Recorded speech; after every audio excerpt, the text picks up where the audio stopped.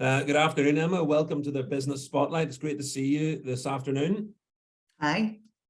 Emma, tell me a little about yourself and your organisation, please. So my name is Emma Shaw. I'm the Executive Director of Phoenix Education Centre, and we're a non-profit based in East Belfast. Our aims and objectives are to tackle educational underachievement within the area, and we specifically focus on after-school support for post-primary age youth. And Emma, I mean, that sounds like a big goal. I mean, how did you end up in this position? Please tell. So it really is a big goal. Really, honestly, being from East Belfast and seeing how my community is depicted in the news and in other kind of academic literature that we're not interested in education, that's really not my lived experience, and it's not a lived experience of people that I know.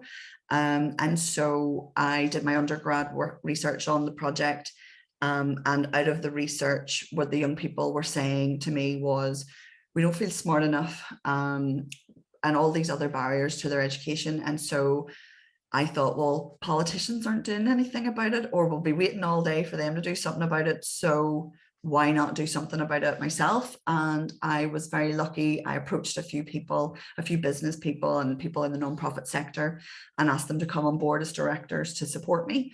And kind of that's really where it snowballed from.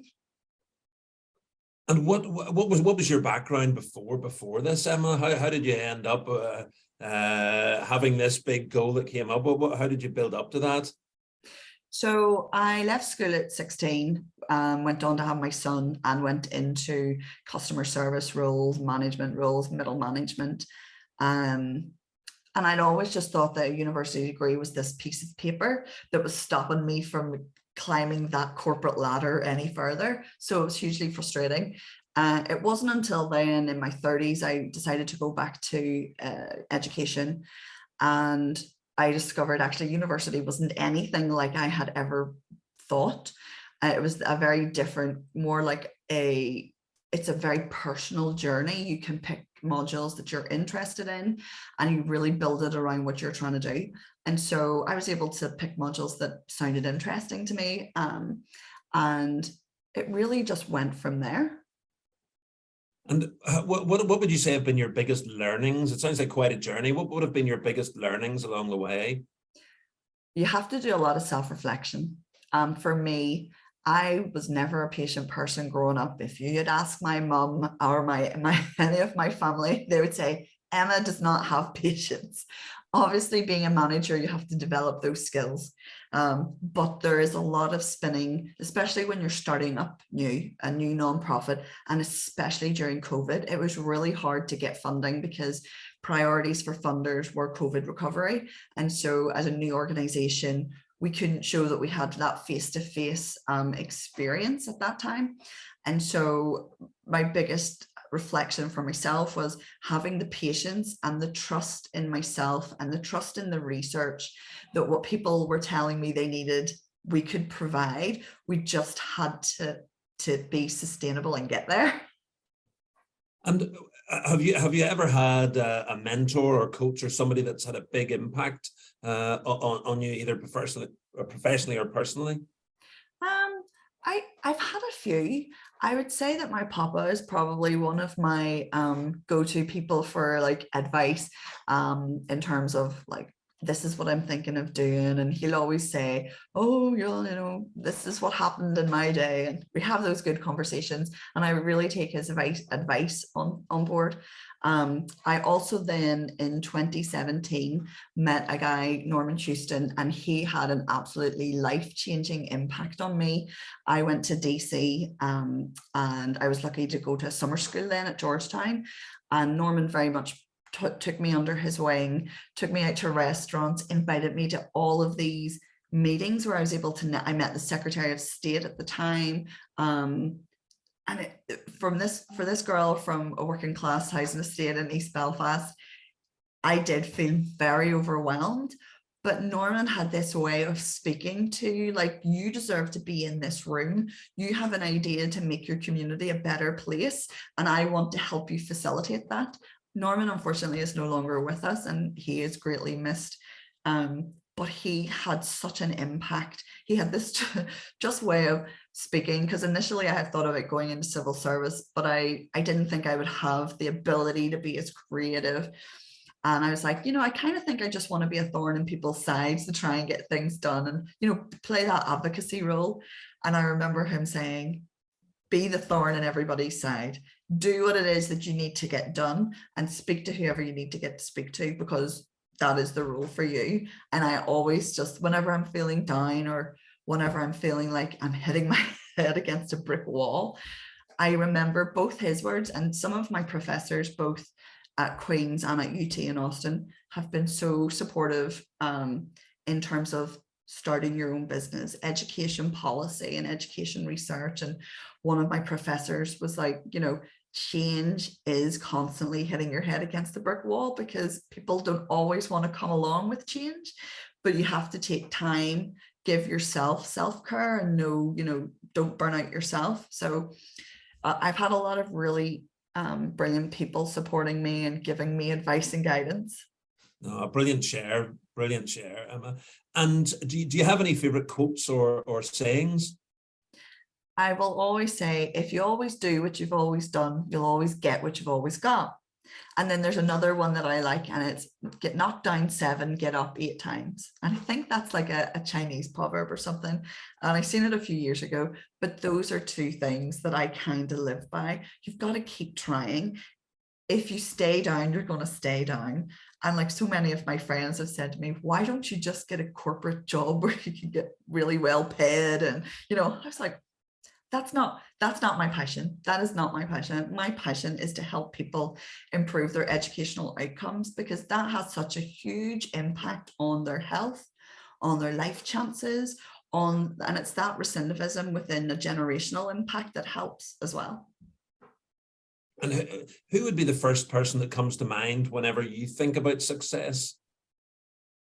Ooh, I don't know, because there's so many people within, when I look in my own community in East Belfast, there's so many successful business people who have really done very, very well in a local capacity.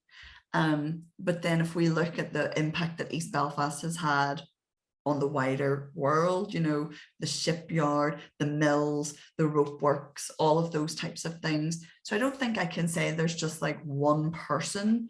Yeah. And what have you learned about yourself, Emma, during your journey? What have you learned about yourself? I've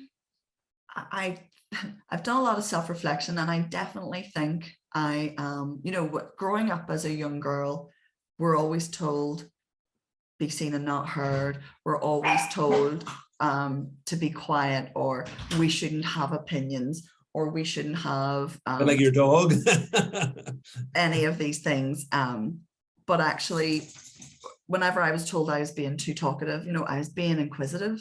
I was seeking out answers, and young people need to know that they have a safe space where they can challenge those ideas, and they can, and especially young women. We still live in a very controlled environment where young people are judged on how they look, what they wear, and all these other social constructs. So for me, I just really discovered that I've got a thick skin now at this point in my life, and people have been mean on Twitter, that's fine. I know, but look, you raise a really good point. Like, curiosity is such a powerful and great strength. So you make a really, really great point there. And what would you say, what's the biggest challenge that you're currently facing in your organization, Emma?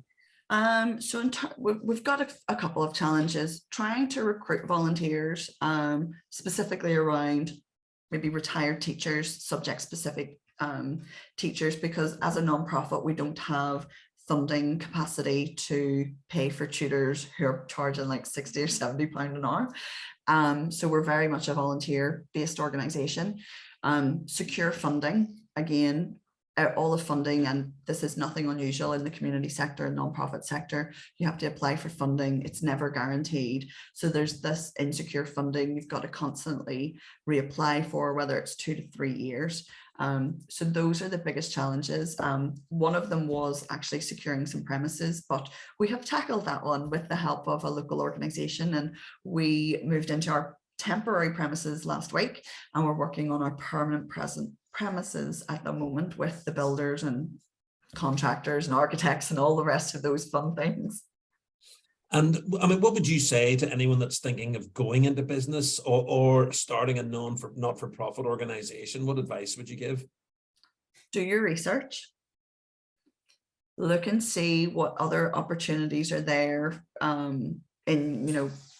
you doing something that somebody's already done? Because replicating resources isn't great. But do your research, have your plan, speak to friends, colleagues, get their input. But take a chance on yourself, because the only person that is going to let yourself down is you if you don't take the chance. And if you started again, if you started things again, is there anything you would do differently? I think I would probably be a little easier on myself. I've had to learn a lot of new skills like web development, because again, we don't have the capacity to pay somebody to do that. So I never in a million years thought that I would have to learn how to create a website and all of that. And at the time, it was hugely stressful. I was doing my master's at the same time, and so I was very harsh on myself. But we're always talking about being kind to people, but it's important to be kind to yourself as well. And it sounds like a fantastic project and a really amazing goal. I mean, if somebody wanted to reach out and get in touch, Emma, what would be the best way to go about that? Okay, well, we've got a website. It's www.phoenixeducationcentreni.co.uk. And we've also got an email address, which is info@phoenixeducationcentreni.co.uk. There's also a contact form on the website in case you just don't have access to your email. You can go onto the contact form, fill in your details, and if you want to be called back, leave your name and number, and one of us will give you a call. Fantastic. Emma Shaw from the Phoenix Education Centre NI, thank you very much for sharing your story and telling us about your journey. It's been absolutely brilliant, and I wish you every success for the future. Thank you very much indeed. Thank you.